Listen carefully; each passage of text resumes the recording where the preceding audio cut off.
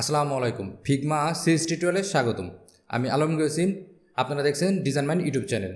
গত পর্বে আমরা ফিগমার ইন্টারফেস সম্পর্কে কথা বলেছিলাম। আপনি যদি ভিডিওটি না দেখে থাকেন তাহলে উপরে আই বাটন ক্লিক করে ভিডিওটি দেখে আসতে পারেন।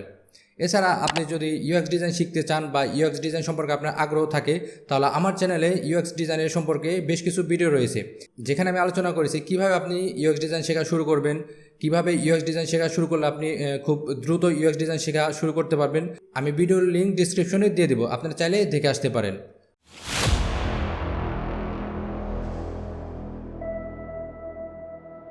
তো এবার আসা যাক আজকের ভিডিও টপিক নিয়ে।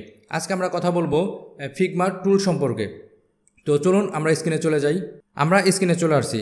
এখন আমরা ফিগমা ওপেন করব। ফিগমা ওপেন করার জন্য আমি এখান থেকে ফিগমা লিখে সার্চ দেই, ফিগমা। ওকে, এরপর আমরা ফিগমাতে ক্লিক করলাম। আমাদের ফিগমা ওপেন হচ্ছে। ওকে, আমাদের ফিগমার ইন্টারফেস সামনে চলে আসছে। আমাদের এখানে ডেমো ফাইল নামে একটি ফাইল অলরেডি নিয়ে আছে। আমরা এই ফাইলের উপরেই কাজ করব।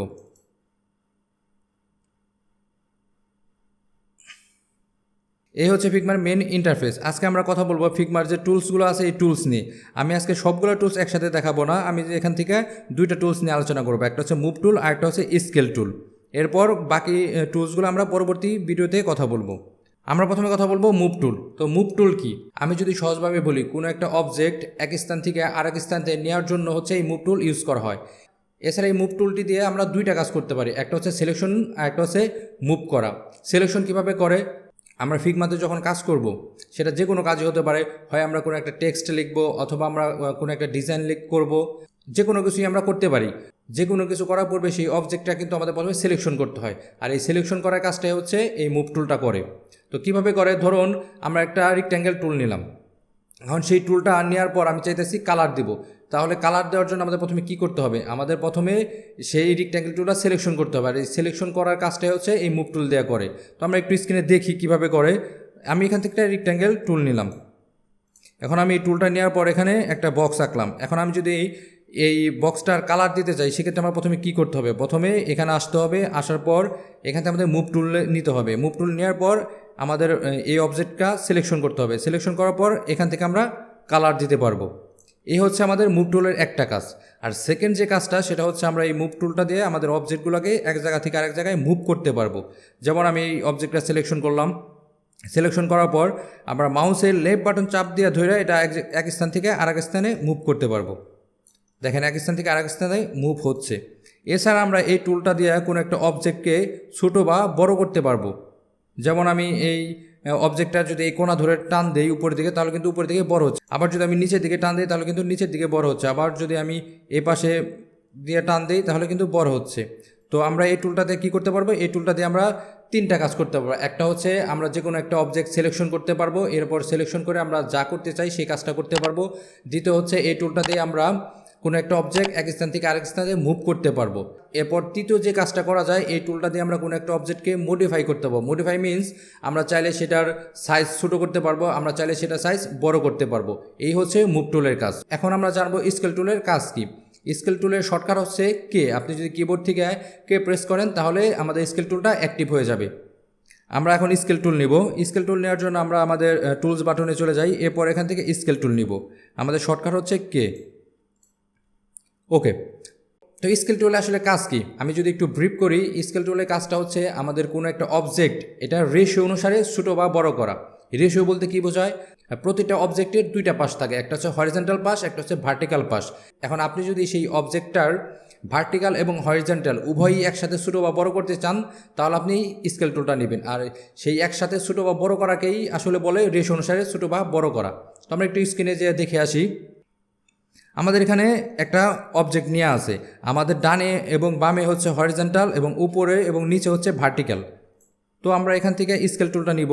স্কেল টুলটা নেওয়ার পর আমি এটা সিলেকশন করলাম। করার পর আমরা যদি এই কোণা ধরে টান দেই অথবা ছোটো বা বড় করি, মাউসটা যদি আমি ড্র্যাগ করি, তাহলে দেখবেন এটা ছোটো বা বড় হচ্ছে।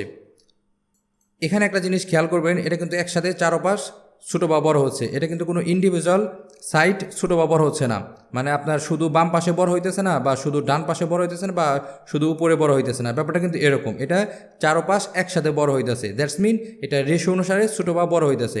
আমরা যদি মুভ টুল নেই, মুভ টুল নেওয়ার পর যদি আমরা এটা ছোটো বা বড় করে দেখেন এটা কিন্তু এক পাশ বড় হইতেছে। আমি যদি এদিকে একদিকে টান দিই শুধু এদিকে বড় হবে, এটা যদি উপরের দিকে টান দিই শুধু উপরের দিকে বড় হবে।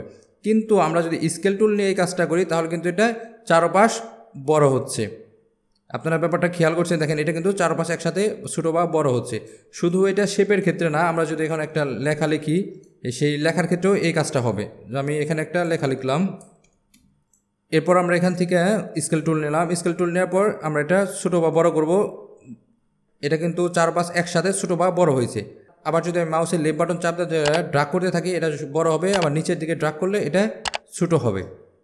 ঠিক সেম কাজটাই যদি আমরা মুভ টুল দিয়ে করি, মুভ টুল দিয়ে করলে কী হবে দেখেন, আমরা যদি শুধু এইদিকে টান দিই শুধু এই দিকের যে হরিজন্টাল পাশটা শুধু এইদিকেই আমাদের যে টাইপের যে বক্সটা আছে বক্সটা বড় হইতেছে, লেখা কিন্তু বড় হইতেছে না। আবার যদি আমি এইদিকে টান দিই এদিকে কিন্তু এটা সইরে আসতেছে, বাম দিকে এটা সইরে আসতেছে, আর ডান পাশে এখানে গ্যাপ তৈরি হচ্ছে, তার মানে আমাদের টেক্সটটা কিন্তু বড় হইতেছে না।